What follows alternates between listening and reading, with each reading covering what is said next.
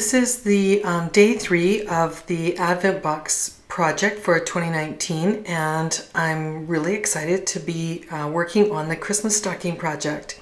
I have my 2 balls of yarn that I opened up today. This is River City Yarns Epic, and they've been wound into 2 center pull balls. Thank you so much, RCY Elves, for doing that. And we have to pick. You have 2 colors, and you're going to pick one as color A. I'm going to make that my red, and one as color B. I'll make that my gray.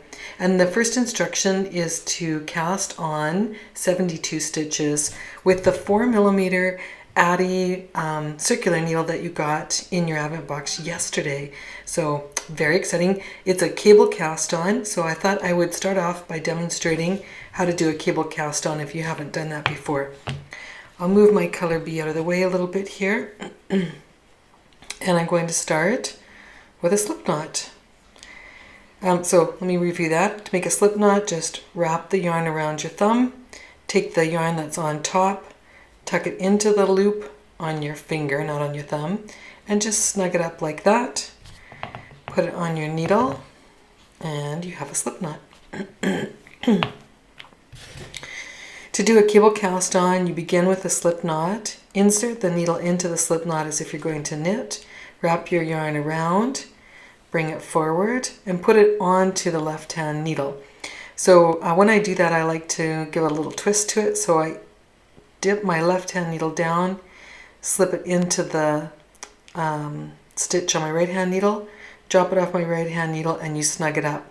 I find it easier before I snug it up to stick my needle into the space between the needles. That's the cable cast on is for the second stitch. Instead of putting it into the loop that you've just created, you put your needle in between the stitches like this.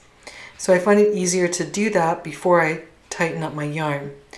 Wrap your yarn around again in the back, pull that loop through the middle of the 2 stitches that you have on your needle, and again I rotate my left needle tip down and into the loop on my right hand needle, let it go off my right hand needle, insert the right hand needle between those 2 stitches, and give it a good snug pull. Alright, yarn over, pull between, left needle comes to the front, right needle goes in between the stitches, snug it up. And do that until you have 72 stitches.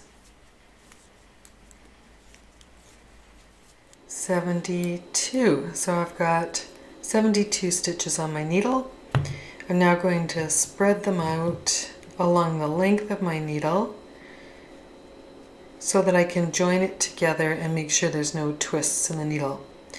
The yarn that's attached to the ball, that kind of goes in my right hand, so I'm just going to turn it around so that the yarn that's attached to my ball is in my right hand, and the yarn with the tail, that's in my left hand. That way when I go to knit from this needle on, from the stitches on this needle onto this needle, I'll use the tail that's attached to the ball to join everything in the round.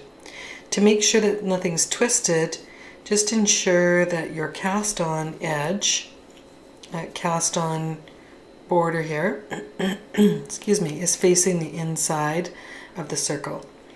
The instructions say to put on a stitch marker, so that's what I'm going to do here, and that will mark the beginning of the round for you.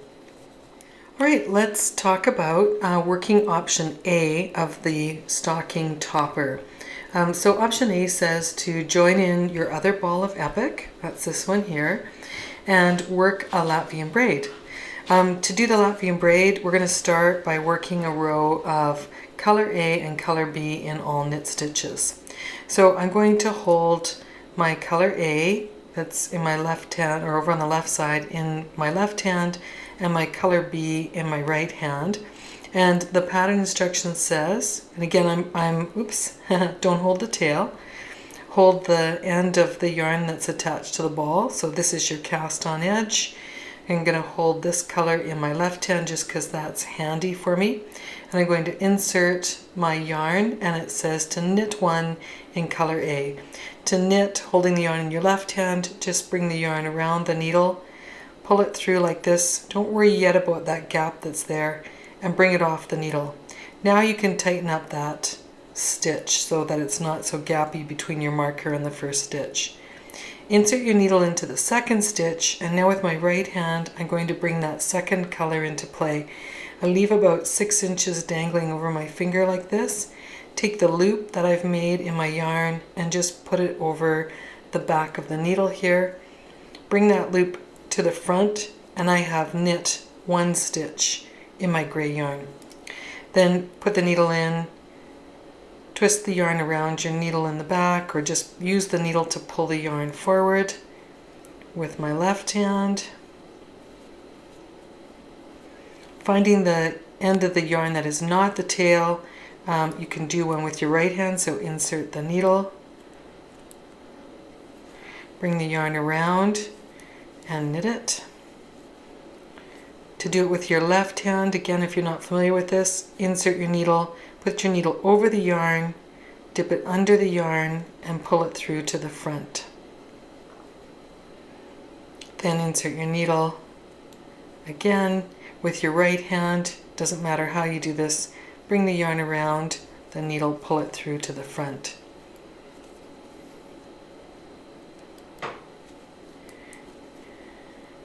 Let your thumb or your other fingers help you if you need help with that.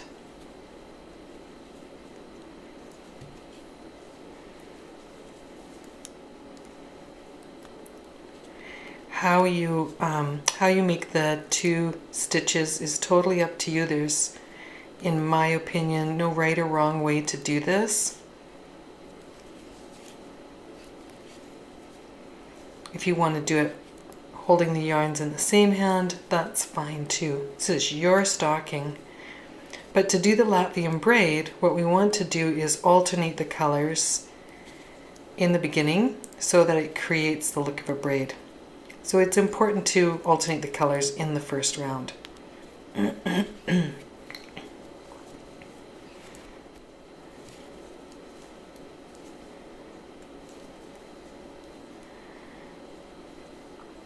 See this gap that's forming between my first stitch and my last stitch? Don't worry about that either, just keep pushing it up.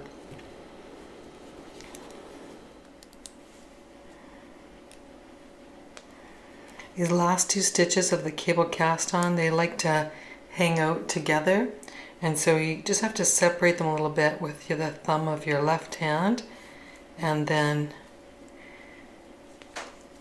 knit one, knit the last one. So because you have an even number of stitches, you should end up with the color B, and because you started with color A.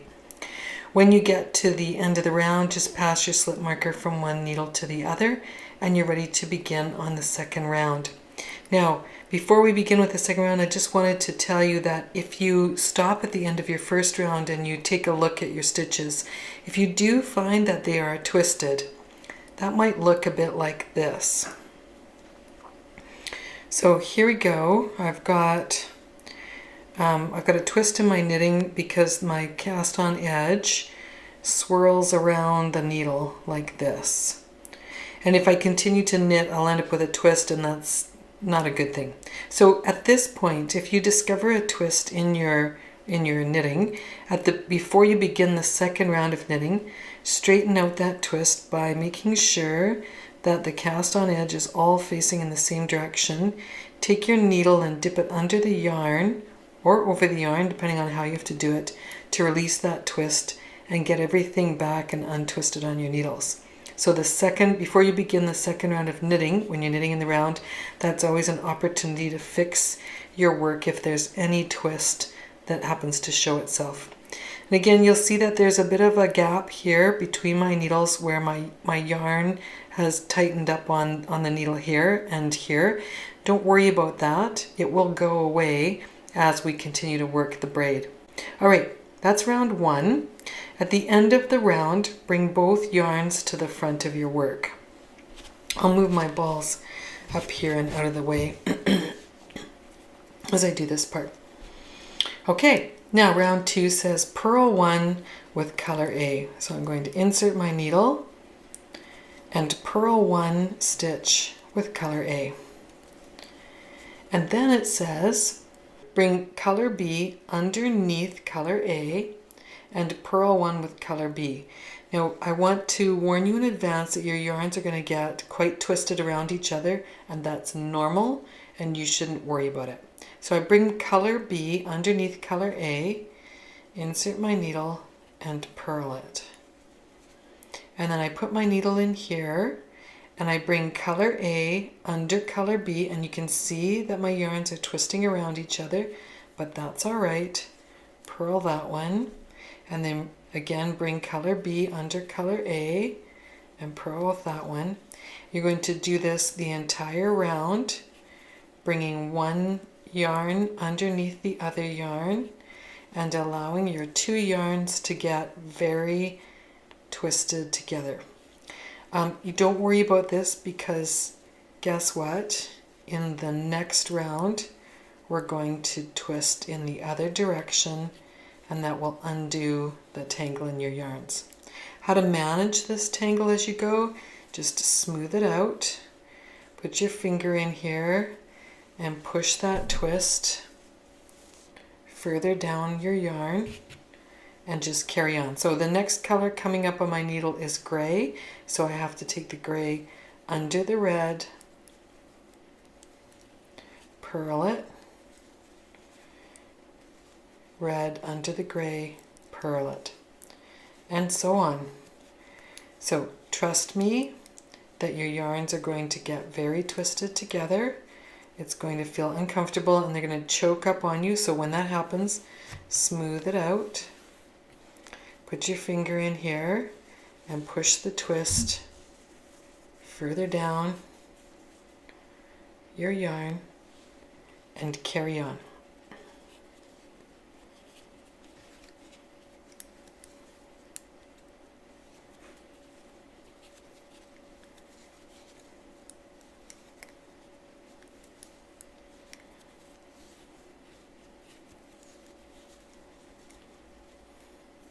Look at how cool that looks already. You can see that the yarns are twisting around themselves under the edge of the stitches.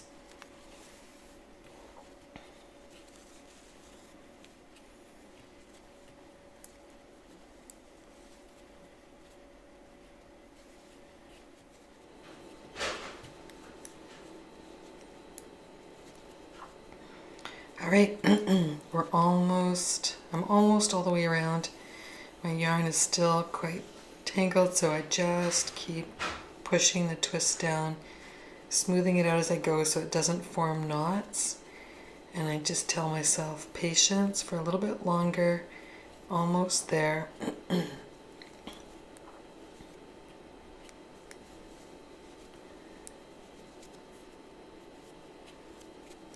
Just a few more stitches.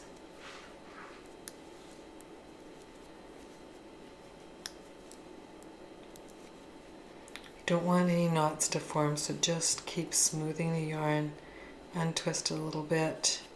Let's make that last stitch. Okay, pass the stitch marker from one needle to the other, keeping the yarn still in the front of your work. This time we're going to do exactly the same thing as last time, purling with each color, but this time we're going to bring the color over top instead of under. So my next color on my needle is red. I'm going to use the red yarn, and I'm just going to leave it where it is over top of the gray yarn. Insert my needle and purl one. Then insert my next needle, and this time again, instead of going under, I let the gray yarn come from on top of the red yarn, purl it.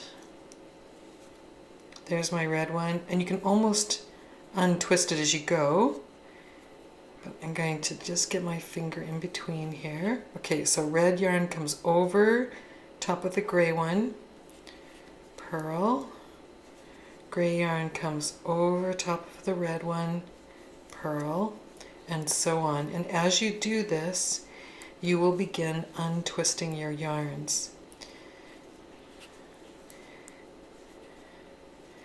And that should make it a bit easier to work. You still may find that you need to smooth them out a little bit. Get your finger in between them. If If you pulled a little too hard on them or smoothed them a little roughly, you may find that the yarns felt together a little bit, but you can pry them apart.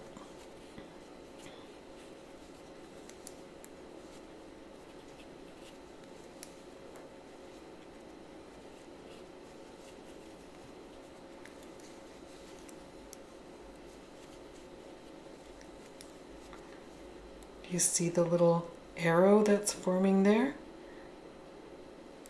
I just think this is such a pretty way to start off your Christmas stocking. Or the cuff of a mitten, or the bottom of a hat. Just think of all the things you could do with this, as long as you don't mind having a bit of a mess to work with as you go.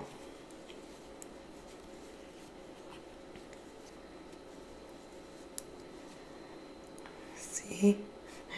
You're not alone.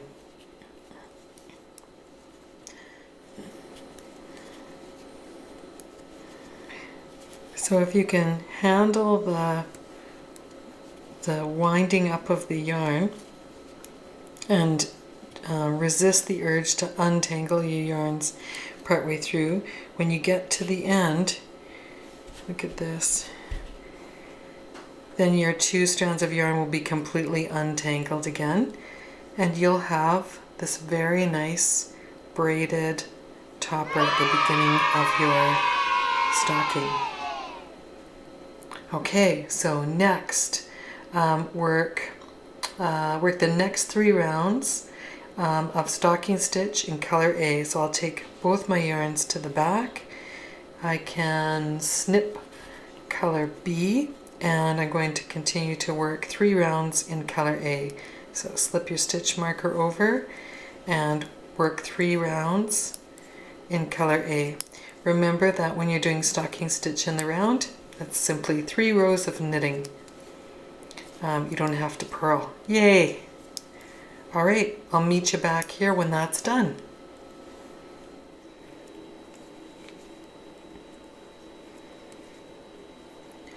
So for those of you who are joining me on working the fold over hem, which is option B of section 1.1 of your stocking topper, the idea here is that you're going to knit 7 rounds in stocking stitch, and then 1 round of purl stitches, and then a further 7 rounds in stocking stitch. And this will create a nice hem with a fold over line in it already for you. So the first task then, of course, is just to knit in stockinette stitch as you go in the round. The cool thing about knitting stockinette stitch in the round is that you don't have to purl. So that 1 purl round that you're going to do is going to be just a little deviation from basically what is 14 rounds of straight knitting. So here we go. Now getting to the end of my first round, and I just wanted to show you a little thing that can happen to you here. 2 little things actually. One is that with this cable cast on, when you get to the first 2 stitches that you cast on, you'll see that they're kind of crossed over each other, and that makes it a little tricky to find them and knit them. I just take that second to last stitch, and I put my thumb in to hold the last stitch down, and I get into that last stitch, which is crossed over the bottom of the first stitch, and I knit it, and then the last stitch. And I've done all my stitches, and I pass my slip marker over. But before you carry on to round 2, I just want to show you a thing that can happen when you're knitting in the round, and I've deliberately done it here. So I've put a twist in my cast on, and I've knitted around, and so this is a really important time for you to check to make sure you don't have any twists. So as you follow along the cast on edge here with me, I'm just going to pull my needles in a bit more here. You'll see that as I put my cast on edge, or my knitted edge, into the center of my needle, you can see that I have a twist in my knitting, in my joining, and that would be a problem if I carried on. But here at the end of the first round, I have an opportunity to fix it. So just watch what happens here. I'm going to continue to move that edge into the center of my knitting so that it's all nice and straight, and I'm going to take my needle and dip it around and back to the front here so that I put the twist into that little bit of yarn that's joining the round, and it's not in my knitting anymore. Now my yarn is feeding from the inside of my work, which might bug me, but that's no problem either. You can just take the ball and feed it through the center of your work so that it's in the right place. So I've corrected a twist in my knitting in the round, and that can only be done on the cast on edge when you join it up, or at the end of the first round where you can put whatever twist you may have accidentally put into your knitting into that little piece of yarn there. So with this fold over hem, we're going to continue to knit in the round until we have 7 rounds completed. I just finished my first round and I'm about to do my second round. So I have this other little trick that I use for keeping track of my rounds. I'm going to slip, I've knit 2 stitches here, and I'm going to slip another stitch marker on my work. Each time I go around, I will leave the beginning of the round marker exactly where it is. That's the first one you come to.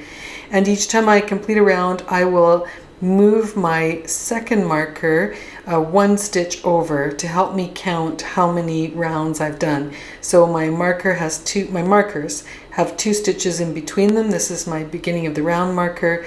This is my counting marker, and next round I will move that counting marker, which is my blue one, over 1 stitch to help me remember that I'm on the 3rd round. Right, so I just wanted to show you here that I've done my 7 rows of stocking stitch. Here's my row of purling, 7 more rows of stocking stitch, and I'm working on the next section.